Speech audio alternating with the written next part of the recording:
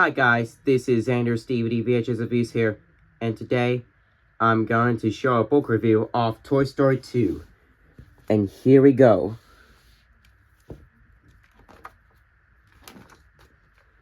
Hey Woody, ready to go cowboy camp?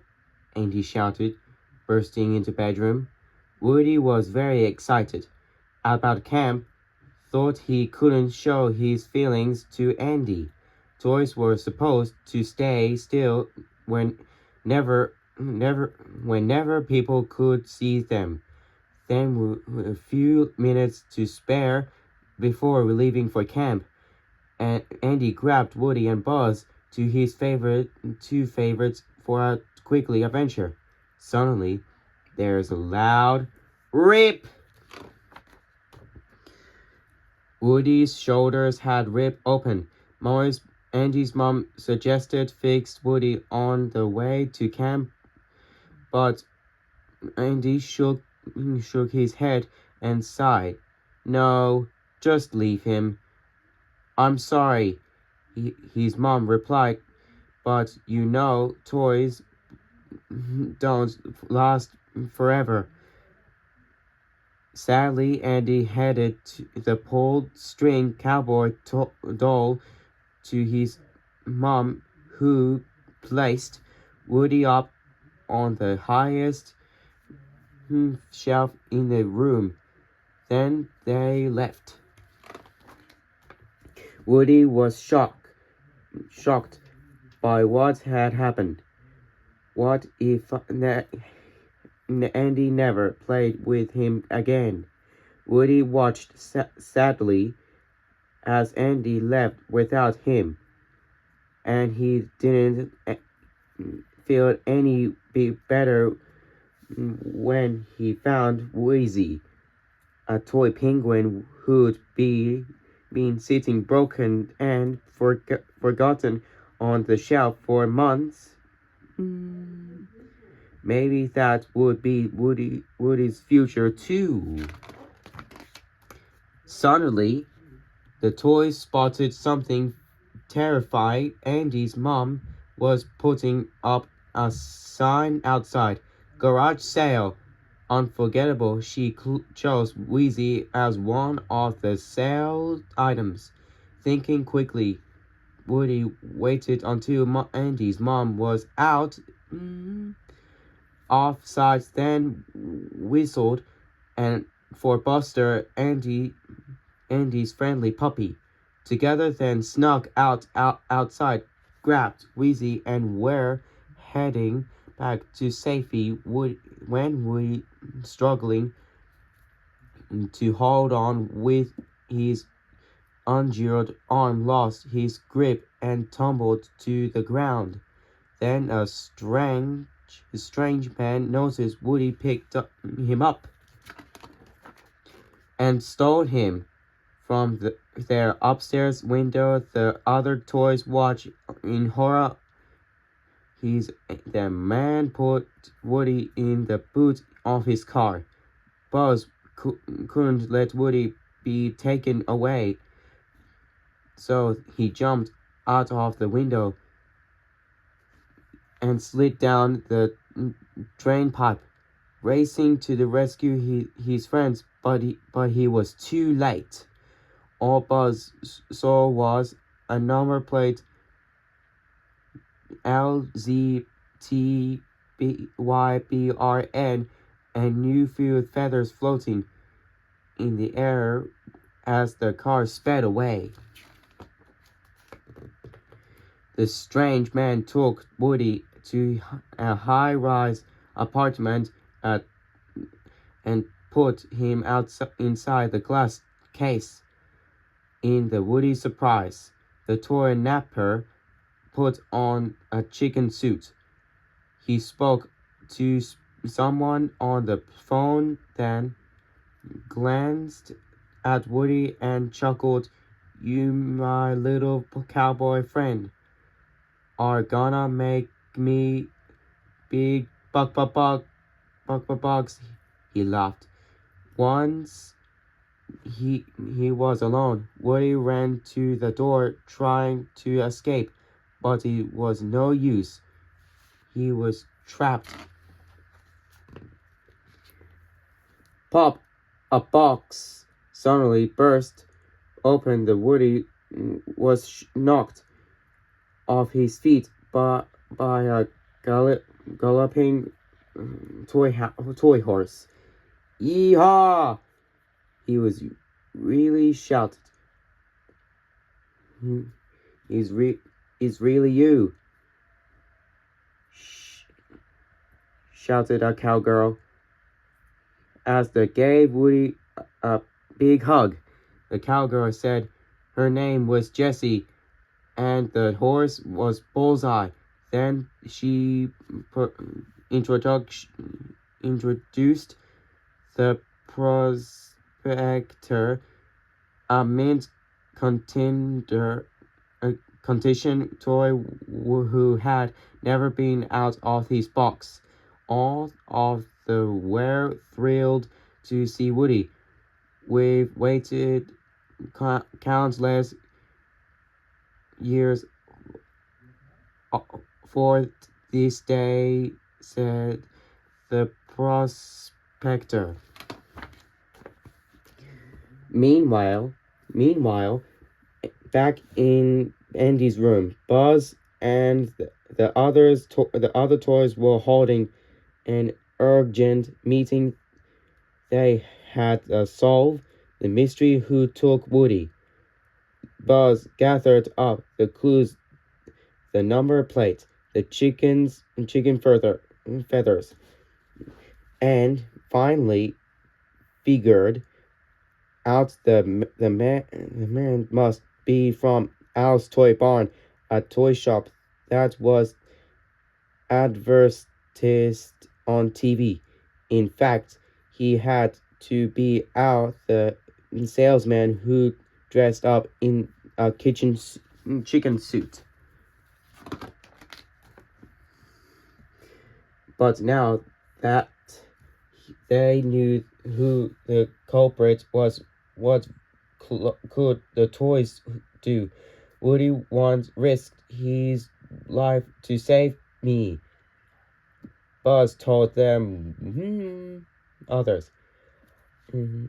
He couldn't call myself his friend if I were willing to do the same. Buzz decided to lead a rescue party to the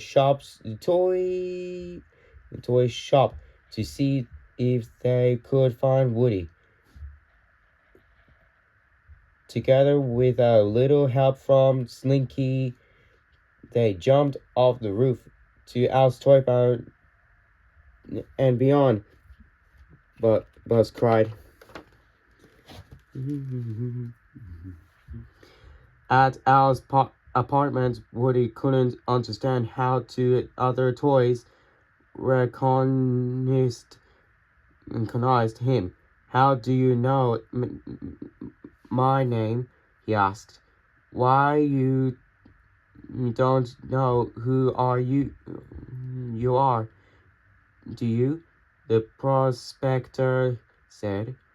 Bullseye turned up the lights to reveal that the room was filled with items carrying Woody's picture poster, magazines, lunch boxes, plates, and toys. Woody couldn't believe in his eyes. Then Jessie showed Woody an old television show, Woody's Roundup. Woody was the star. Woody laughed. Jessie and Bullseye explored all the memorabilia from Woody's Roundup. Now it's onto the museum. The prospector explained. What museum? Woody stopped in confusion. The prospector explained that the Roundup toys had become valuable collectibles. Al planned to sell the Prospector Jesse, Bullseye, and Woody, as said to a Japanese museum for a lot of money. By early morning, Buzz and his rescue team had almost reached Al's toy barn. They just needed to cross one last very busy road. Luckily, Buzz noticed a pile of orange traffic cones. He told everyone to grab one and then slowly walked out into the traffic, hiding under the cones. Soon the road was filled with skidding, honking, crashing cars, all trying to avoid the strange moving traffic cones. But the toys barely noticed he had arrived at Al's toy barn. Inside Al's toy barn, aisles of shiny new toys stretched into the distance. Everyone looked up in awe. How would they ever find Woody here? The only one who didn't seem worried was Rex, who had picked up a book on to defeat the evil Emperor Zurg from the Buzz Lightyear video game. Rex loved playing the game and desperately wanted to beat Buzz's archenemy. Rex couldn't stop reading even as the toys spread out to search for Woody. At the same time, up the Al's apartment, an old man had arrived to work and Woody. The man opened a wooden case with special trays and drawers that were full of the toy parts and doll paint. Then he started Woody's makeover. He cleaned Woody's eyes and ears, painted the top of the cowboy's head where the paint had worn away. He even polished Woody's boots. Al was thrilled. He's just like new. Meanwhile, Buzz was wandering the aisles of Al's toy barn. He turned a corner and discovered an aisle full of brand new, updated Buzz Lightyear toys. He gasped in admiration at their fancy new utility belts clamped onto the wrist. It was a new Buzz Lightyear who thought he'd caught a Roger Space Ranger. Quickly, new Buzz tied Andy's Buzz into a box, set it on the shelf. Then new Buzz ran to join Andy's toys, and not one of them realized that they'd left the real Buzz behind.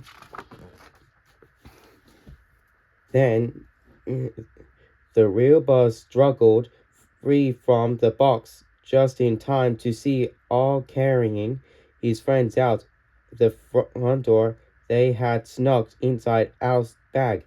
Racing to catch up, Buzz crashed into the automatic doors.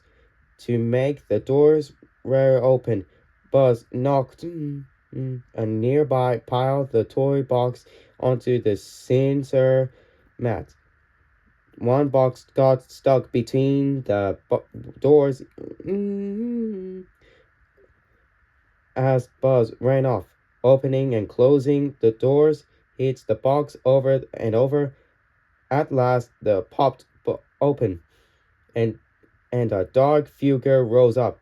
It was the evil Emperor Zurg. He took one look at Buzz and growled, destroyed Buzz Lightyear.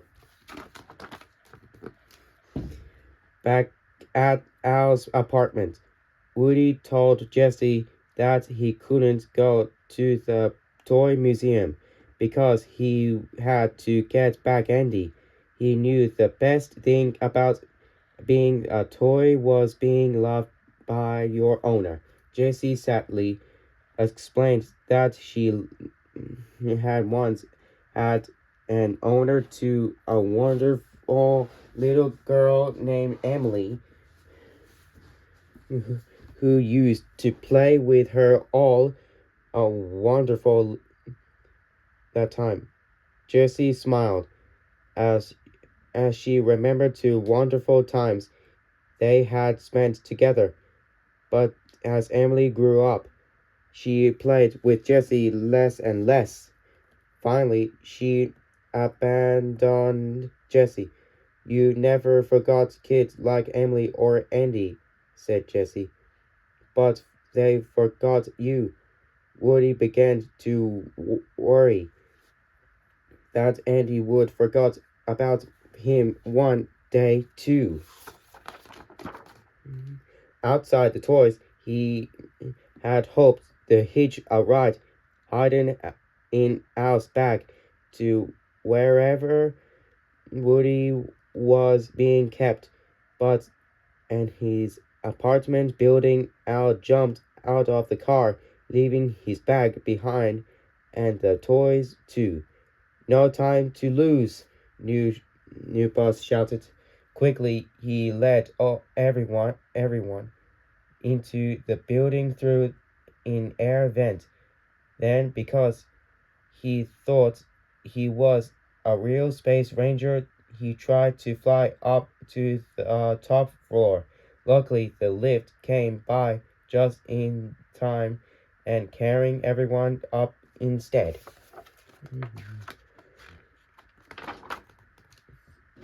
Sneaking through the vents, the toys finally reached Al's apartment. The charged into the room, knocking down Jessie and Bullseye, then grabbed Woody and ran. Everything was very chaotic and confusing, especially when the real Buzz showed up too. Finally, things got sorted out and everyone figured out who was who, but that still left one big problem. Woody would endanger her here, said Buzz. He knew that Al wanted to send Woody to Japan. We need to leave now.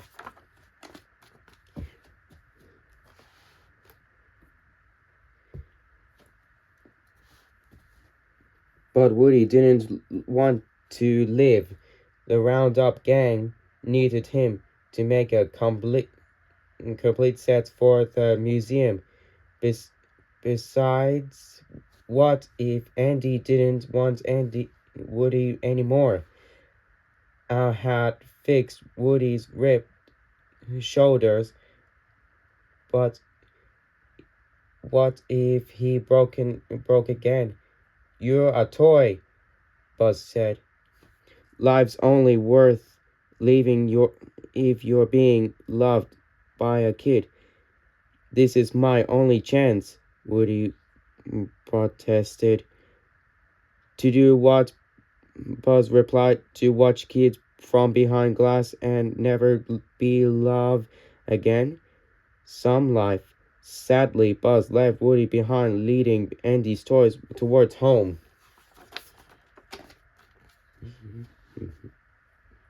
Some through Woody realized Buzz was right. He belonged with Andy. He ran to the vent and called for his friend to return. Then he turned to the Roundup gang. Come with me, he said. Andy will play with all of us. I know it. Jesse and Bullseye were excited, but the prospector blocked their, their path.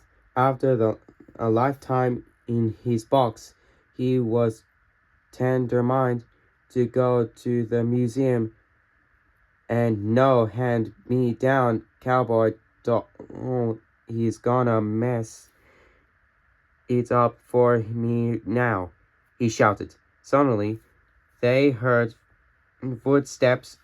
All was coming. All packed Woody and the round-up gang into a case and dashed out of the door and into the lift. He was late for his flight to Japan. Quick, Buzz shouted, leading Andy's toys to the roof of the lift, but Emperor Zurg blocked their path. As Zurg attacked the group with his blaster, Rex turned away, terrified, and accidentally knocked Zurg off the lift with his tail. I did it. I finally defeated Zurg, Rex cried happily. The moment Zurg was gone, the toys rushed to the lift emergency hatch. Looking down, they saw Al still hot inside. Buzz held onto Slinky's back legs, and the dog toy stretched down to Al's case. Swinging closer, he undid the latches and grabbed hold of Woody's arms. But then the prospector popped up and pulled Woody back down. A moment later, the lift doors opened on the ground with the floor. All hurried outside with the ground gang still inside the case. Andy's toys sprinted into the car park, but Al had already jumped into his car and driven off. How would they rescue Woody now? Luckily, the toys spotted an empty Pizza Planet truck nearby. The real Buzz Lightyear asked new Buzz if he wanted to come. No reply. The delighted space toy. I had a lot of catching up to do with my dad. Now he thought the Zurg was his father. Zurg, he had escaped the fall from the lift unharmed. He shot a ball at new Buzz, who caught if he threw it back. Good throw, son, Zurg cried. The real Buzz smiled and ran towards his friends. Does anyone know how to drive? Rex asked. As the toys hopped into the Pizza Planet truck, Buzz gave everyone a job to do. He would steer while Slinky Dog pushed the pedals. Rex kept his eyes on Al's car and yelled out directions. He's at the red light, Rex shouted. We can catch him. Soon they were serving through traffic hot on the trail of Al's car.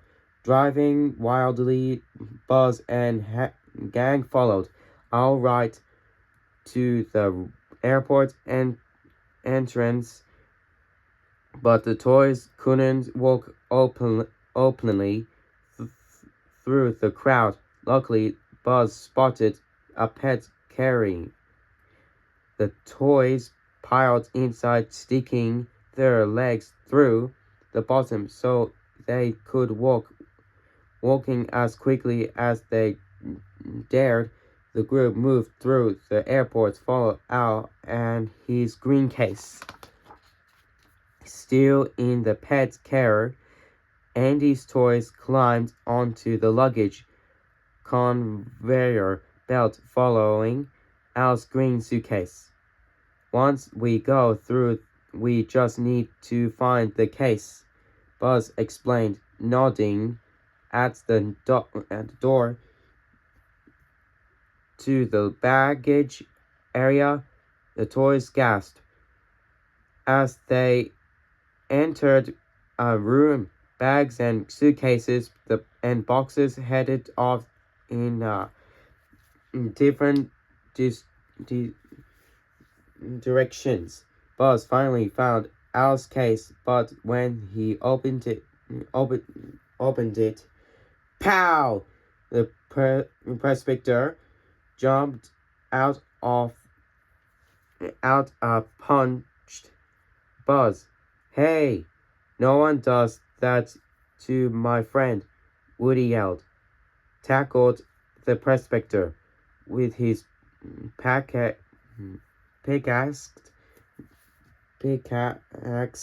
The prospector ripped Woody's shoulder open again and was about to drag Woody back into the case when Andy's toys arrived just in time. Jessie and Bullseye were still trapped inside Al's case.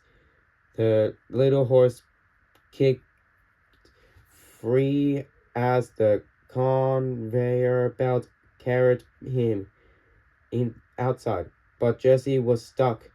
Ride like the wind, Bullseye, Woody yelled. As he and Buzz jumped on Bullseye's back, they raced over the tarmac, chasing the luggage truck. Woody finally scrambled onto the truck, but by then the green case was already being loaded into a plane. Woody hid inside another suitcase and was tossed onto the plane too. Searching through the cargo hold, Woody found the scared cowgirl. Come on, Jessie, he said. It's time to take off home. It's time to take you home. Just then the plane's doors closed. They were stuck inside. Desperate, they crawled through a hatch down to the plane's wheels. The plane was already speeding down the runway. Woody and Jessie could barely hold on. The Woody slipped. Jessie caught him just in time, but his shoulder was starting to rip even more, twirling his pulling string. Woody tried a darling trick. First, he lassoed a bolt on the wheels. Then grabbed Jessie's hand and together they swung towards the ground. As the two hurtled down and under the plane, Woody's pulled string unhooked from the airplane bolt, throwing them right to Buzz, who was galloping along on both sides. Everyone was safe, watching the plane take off into the sky. Woody, Jessie, Buzz, and Woody danced and cheered. That was definitely Woody's finest hour, cried Jessie. and what happened to the prospector in the airport. Woody and Buzz had strapped the prospector to a pink backpack, which belonged to an excited little girl who couldn't wait to play with a new doll. The prospector wouldn't be in perfect condition for much longer. When Andy arrived home from cowboy camp, he was surprised by what I found. New toys, he cried. Thanks, Mom. Jesse and Bullseye had joined all his toys, welcoming him home. Andy couldn't wait to play with everyone, just as soon as he had